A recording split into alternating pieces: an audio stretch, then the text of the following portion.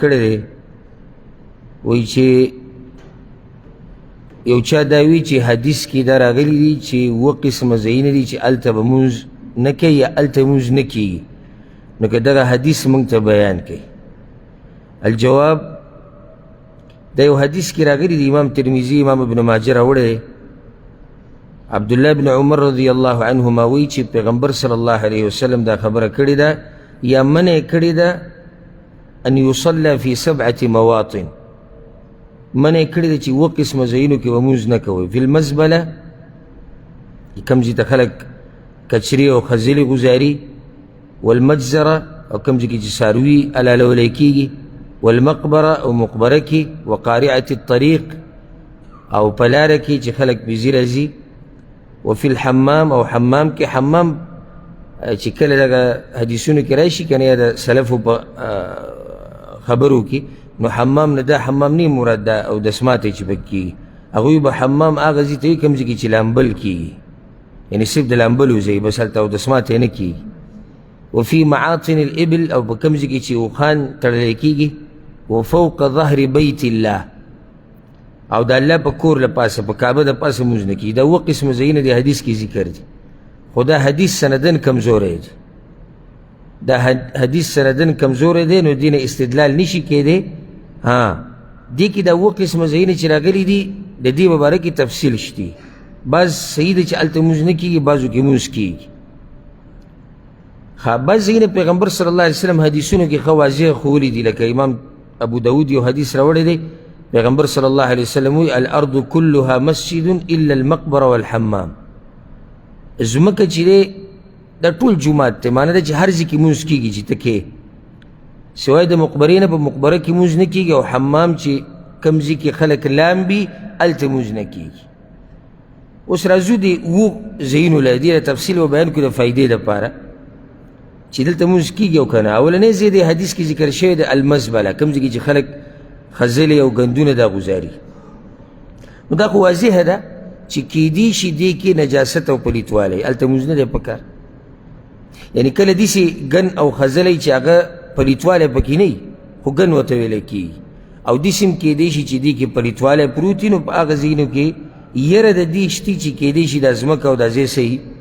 پلیت وي، نو ځکه هلته مونځ نه دی پکار. او که چېرته څوک دا یقیني ووایي چې پلیتوالی پکې نشتي، بیا هم دا ځای یعنی ګنده ورته ویلی کېږي او لایق د دې نه دی چې یو مسلمان په هغې کې ودرېږي د الله مخې ته لمونځ کوي. دویم ځای د حدیث کې ذکر شوی د المجزره، کوم ځای کې چې څاروي حلالولی کېږي. وجه دا ده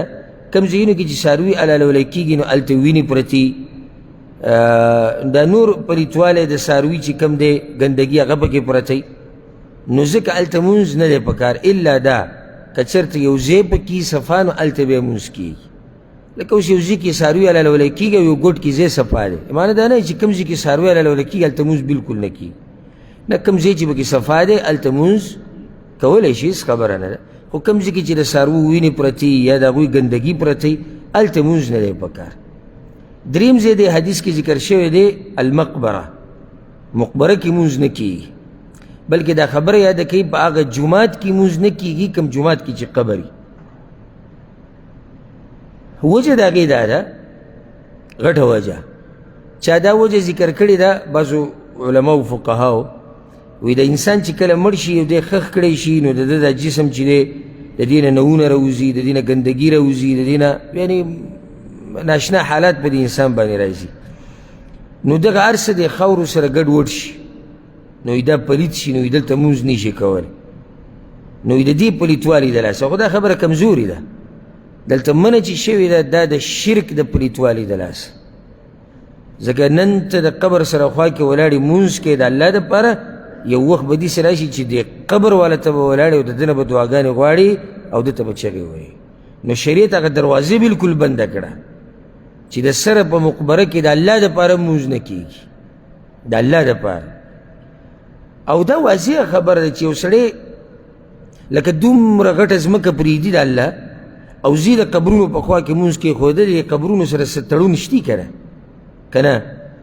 لکه اوس یو سړی د الله کور ته نه راځي، جومات ته نه راځي مانځه، ځي د دربار خوا کې مونځ کوي، او درگاه کې مونځ کې یا مقبره کې ولاړ دی د پلاني صاحب او پلاني صاحب قبر ته اول ته دعاګانې غواړي وایي زه د الله دپاره غواړم د الله نه غواړم موږ دا منو چې ته د الله نه غواړې خو ته چې دا دومره ځایونه دې پرېښودي او دې قبرونو له راغلی خو سیچل شتي که نه ستا زړه کې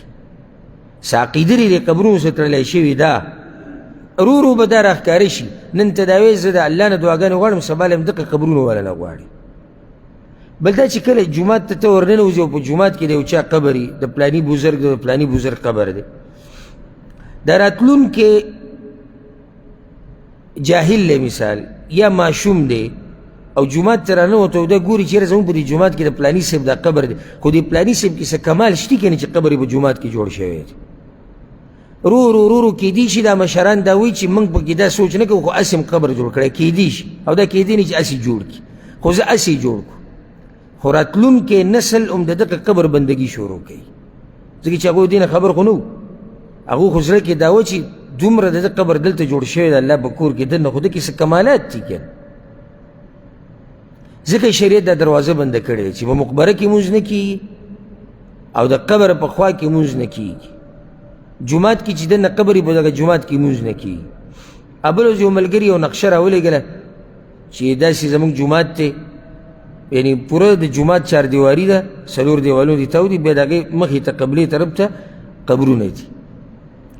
نو دا فایدې دپاره به پکې دغه جواب هم وکړو نو دې کې اگر که بعض علما وایي چې د مقبرې او د جومات په منځ کې څه نه څه شی په کار دی چې منځ کې فرق راولي یعنی منځ کې لاري منځ کې بل آبادي خو راجح خبره دا ده والله اعلم چې کله جومات دا 4 دیوالونه چاردیواري دا ځان لري پوره مکمل او د دې نه بهر قبري او یا قبرونه نو دغه جومات کې مونځ کېږي که هغه قبلي طرف ته که هغه ښی طرف ته ګس ته او یا شا ته هېڅ خبره نه خو چې جومات تی جدا وي د جومات چې کم دیوالونه دي باراني 4 چې د کم تاو دي چې د دې په حدودو کې دننه قبر نه وي بعض وایي غولي کې قبر دی او د جومات په حال کې قبر دی او نه جي یو ګوټ له قبر دی او نه جي هغه پلانیزي کې جدا قبر دی دا په جومات کې دننه راځي ښه بعض زموږ نه تپوس کوي د هغه قبر نه جنګلې تاو شوي دي د اوسپنو جومات کې دننه دی خو یې څه دي تاو دي جنګلې دي تاو دي آیا د جنګلو دا قبر د جومات نه وویستو بیا هم ویلی کېږي چې دا قبر کوم ځای کې دی جومات کې دننه دی او غټ سوال په زړه کې دا دی چې آخر څه ضرورت دی چې مړی په جومات کې ښخېږي څه ضرورت دی دا د دې صوفیه او حضراتو زموږ په ملک کې دا ډېر دي دا صوفیان د قبر پرست یا قبرونو سره عادت دي او دغه خاورې وله سټي را سټي او پلانې بزرګ کت او پلانې بره د دوی دا مرض دی غټې غټې یعنی یونیورسټیانې دي دیني په هغې کې به یې دننه مړي د دغه یونیورسټي یا دغه مدرسې استادان ښخ کړي نو د هغه قبر په منځ کې دا ټول شاګردان هغه قبر له سهار هم راځي ماښام هم راځي لازم زړه ته دا راځي چې تا دا استاد چې دلته د جامعې په منځ کې ښخ کړی ده خو چل دی که نه دلته څه ضرورت دی چې ښخی بهر ته وباسه نو مقبره کې مونځ کېږي نه کېږي الا یو حال کې کېږي د جنازې مونځ د جنازې مونځ دا په مقبره کې کېږي او په دې باندې موږ نورو ځایونو کې دلایل بیان کړي دي 4 دې حدیث کې دي چې وقارعة الطریق خلک چې په کومو لارو باندې ځي راځي هلته مونځ نه دی پکار دا واضحه ده یعنی هلته مونځ په دې مه کوه ځکه چې یو خو خلکو ته مشکل جوړې او بل دا چې تم په دې منځه نه پوهېږي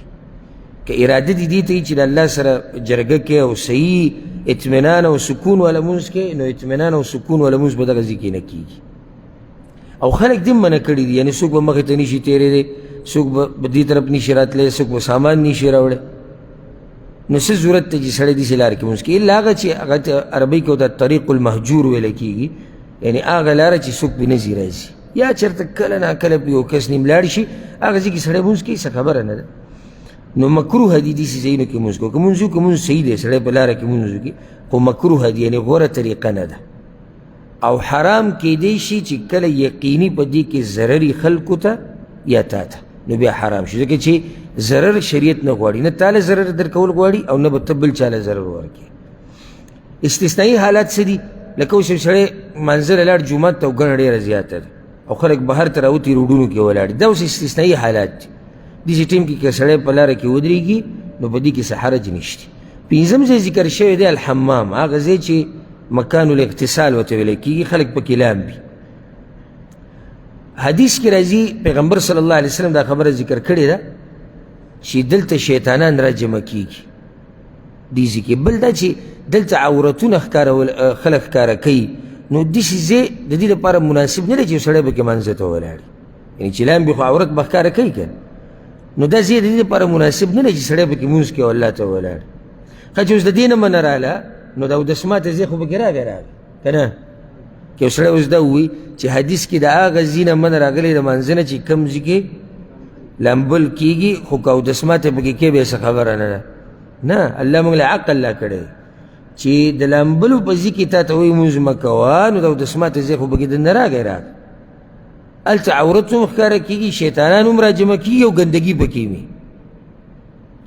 نو دا خو صحیح حدیثون نه ثابته. شپږم ځای د حدیث کې ذکر شوی دی ومعاطن الابل، کوم ځای کې چې اوښان تړلی کېږي او دا صحیح حدیث کې راغلی چې هغه غوجله کې به مونځ نه کوي چې هلته اوښان تړلی کېږي. وجه دا ده د هغې دوه وجې دي چې یو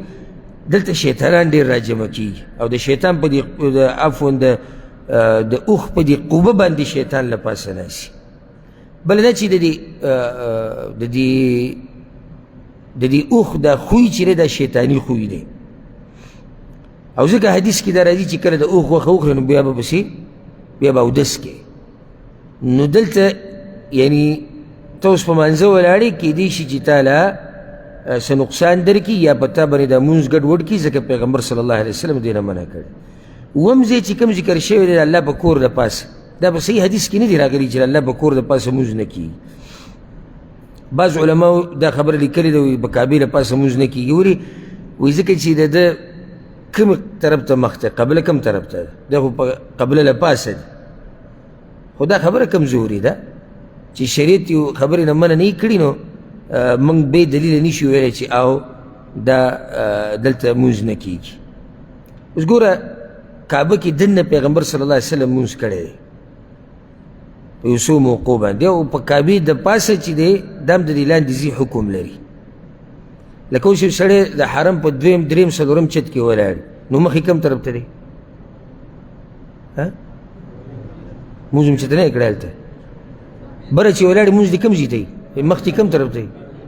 نو کعبه خو تاله لاندې نه پاتې. نو په کعبه د پاسې چې کوم ځای دی څومره چې برځې ټول دقه حکم لري. اگر که دا کېدی نه شي، لکه دا ګنجایش اوس نشته چې یو سړی به کعبه د پاسه مونځ وکړي، خو بیا به یو مسله علما حل بیانوي که بالپره څوک په کعبې د پاسه مونځ وکړي نو مونځ یې صحیح دی، والله اعلم. ځکه چې بیا دا تپوس هلته هم کېدی شي چې پیغمبر صلی الله علیه وسلم چې کعبه کې دننه مونځ کوو نو کم طرف ته یې مخ کړی و؟ خو کعبه کې دننه ولاړ دی او کعبه قبله ده، نو د کم طرف ته مخ کړی و؟ بیا خو دا سوال هلته هم راتلی شي. نو صحیح خبره دا چې دا صحیح حدیث کې نه دی راغلي چې په کعبې د پاسه مونځ نه کېږي، والله اعلم. دا دغه اووه ځایونو تفصیل دی.